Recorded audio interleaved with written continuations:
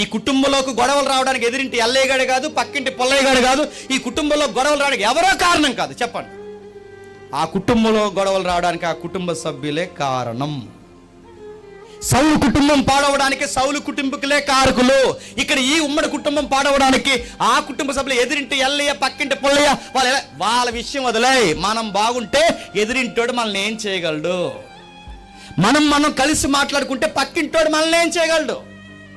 మన గుట్టు రొట్టె, మన గుట్టు రోడ్డుకెక్కి పనికి మనలకు లోక వేయేలా మనం చేస్తే కనుక నెత్తి మీద కొంపట తెచ్చుకుని పెట్టుకుంటాం. గుర్తుపెట్టుకోండి, ఒక సమస్యను డీల్ చేయడం రావాలి. చాలా మంది చేసే పొరపాటు చెప్తున్నా, ఫోన్ చేసి చెప్పడం, పక్కింటికి చెప్పడం, చుట్టాలకు చెప్పడం, ఎదురింటోళ్ళకి చెప్పడం, ఎల్లమ్మకి పుల్లమ్మ చెప్తే వీళ్ళందరూ ఏం చేస్తారు? మన ఎదురుగా అయ్యో పాపం అలా జరిగిందా అంటారు, కానీ పక్క భలే జరిగింది అంటారు.